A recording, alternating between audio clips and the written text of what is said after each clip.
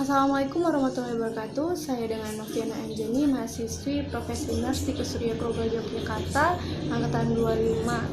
Jadi video ini saya buat guna untuk memenuhi tugas individu keperawatan jiwa, pendidikan kesehatan kepada keluarga tentang peran keluarga dalam penanganan kekambuhan pada pasien gangguan jiwa. Selamat siang, Mbak. Selamat siang. Ya, perkenalkan saya perawat Novi yang bertugas sebagai perawat jiwa di rumah sakit ini. Apakah benar ini dengan keluarga Pak Ari? Iya, saya istrinya. Nah, iya. Jadi gini, Mbak, saya akan melakukan pendidikan kesehatan kepada Mbak selaku keluarganya Pak Ari. Jadi pendidikan kesehatan ini yaitu tentang peran keluarga dalam menangani kekambuhan pada pasien gangguan jiwa. Dan kegiatan ini akan berlangsung sekitar 10 menit. Apakah Mbak bersedia? Ya, saya bersedia. Ya, kita mulai saja ya, Mbak. Jadi sebelum kita mau mulai, kita harus paham dulu apa sih arti dari kekambuhan itu, seperti itu. Jadi kekambuhan itu dimana kembalinya suatu penyakit yang sebelumnya memang sudah pernah sembuh, seperti itu. Jadi maksudnya, si pasien ini atau si penderita ini awalnya pernah sakit, terus setelah dilakukan pengobatan, perawatan, dia sembuh kembali. Dan setelah itu, setelah dia mengalami tekanan, setelah mengalami depresi, stresor tinggi, akhirnya dia mengalami kekambuhan lagi. Itu pengertian dari kekambuhan. Terus yang kedua, kita harus paham apa aja sih tahap-tahap dari seseorang itu mengalami kekambuhan. Jadi untuk tahap pertama, di mana seorang penderita akan memperlihatkan ketegangan yang berlebihan. Terus juga si penderita ini akan sering sekali untuk mengeluh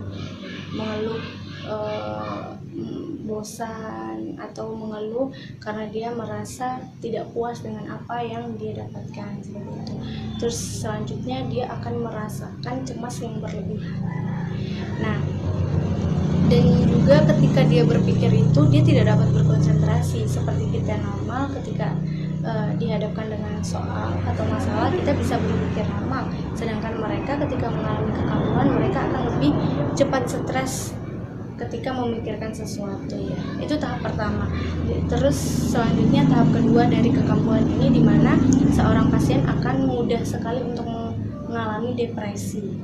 Terus yang kedua, mudah menarik diri dan tidak mau berkomunikasi dengan orang lain, seperti itu. Terus untuk tahap ketiga, dia akan mengalami gangguan persepsi dan isi pikir. Terus selanjutnya di tahap keempat, di mana gangguan halusinasi itu mulai muncul, dan gangguan waham. Gangguan halusinasi itu maksudnya di mana si penderita ini akan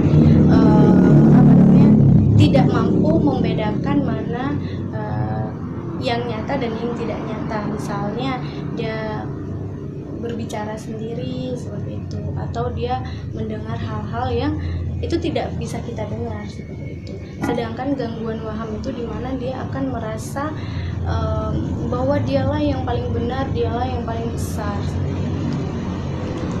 Terus selanjutnya yaitu di tahap kelima, di mana si penderita ini akan mengalami kekacauan seperti suka mengamuk, suka marah-marah. Terus juga di tahap ini si pasien itu tidak akan mengenal lagi siapa keluarganya, dan kalaupun dia mengamuk, dia akan selalu menyalahkan keluarganya, seperti itu. Jadi di tahap terakhir ini atau di tahap 6 ini, di mana seorang pasien itu akan sering sekali mengalami gelisah dan bingung.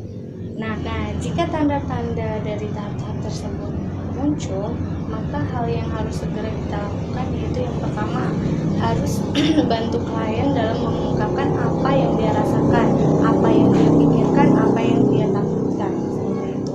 Terus yang kedua, jika tidak bisa ditangani, maka segera kita bawa si penderita ini ke rumah sakit atau ke dokter klinik, seperti itu. Terus untuk selanjutnya ada penyebab dari kekambuhan. Apa aja sih penyebab dari kekambuhan itu? Nah, yang pertama itu karena si penderita ini tidak teratur minum obat. Jadi obat ini sangat berpengaruh dalam penyembuhan si penderita, karena ada beberapa reaksi kimia yang bisa membantu dalam perbaikan atau pemulihan si penderita. Terus yang kedua ada lingkungan dengan stresor tinggi. Maksudnya ketika si pasien ini dari rumah sakit dia sudah baik, sudah sembuh, sudah maintenance, ketika dia balik lagi ke rumah ternyata kondisi rumahnya kacau balau seperti itu, suka melihat keluarganya yang tidak harmonis, melihat kekacauan di rumahnya, sehingga dia akan merasa tertekan seperti itu. Terus yang ketiga di mana keluarga dengan emosi tinggi. Maksudnya ketika si penderita ini melakukan kesalahan, maka si keluarga ini tidak ada rasa toleransi terhadap si penderita. Nah, ketika dia salah langsung dibentak, dimarah-marah, sehingga itu akan menekan psikologi dia dan itu akan mengubah pikiran dia dan dia akan merasa tertekan. Dan yang terakhir di mana kurangnya aktivitas atau kegiatan yang dilakukan oleh si penderita. Misalnya si penderita ini tidak dilibatkan dalam kegiatan di rumah ataupun di luar rumah. Misalnya ada kegiatan gotong royong di masyarakat, itu kita harus libatkan. Terus yang terakhir konsumsi nutrisi yang cukup, misalnya makan makanan yang bergizi, terus makanan yang teratur, misalnya 3 kali sehari. Itu untuk penyebab dari kekambuhan. Terus selanjutnya apa sih perawatan untuk penderita yang mengalami kekambuhan? Jadi yang pertama kita harus pastikan dia memiliki kegiatan rutin di rumah seperti itu. Misalnya setiap pagi kita jadwalkan jam 7 pagi itu kita jadwalkan untuk bantu apa saja pekerjaan rumah seperti itu, atau enggak setiap 1 kali seminggu nanti dia dilibatkan di kegiatan-kegiatan yang ada di masyarakat, misalnya seperti gotong royong atau enggak bantu-bantu tetangga seperti itu. Terus yang kedua dimana selalu menemani, maksudnya selalu menemani si penderita dan tidak dibiarkan sendiri. Misalnya ketika si penderita ini makan, kita harus temani. Nah, jadi ketika kita temani si penderita ini makan sambil kita ajak ngobrol agar pikiran dia itu selalu terarah seperti itu. Terus yang ketiga di mana si pasien ini diajak untuk berperan aktif dalam kegiatan-kegiatan yang ada di masyarakat maupun di rumah. Terus yang keempat, beri reinforcement positif. Maksudnya ini beri pujian untuk si pasien agar dia lebih semangat lagi untuk memperbaiki dirinya. Misalnya ketika dia habis melakukan satu kegiatan, maka kita harus memberi dia pujian, misalnya wah bagus ya udah bisa, besok ditingkatkan lagi, harus tepat waktu dan lain-lain seperti itu.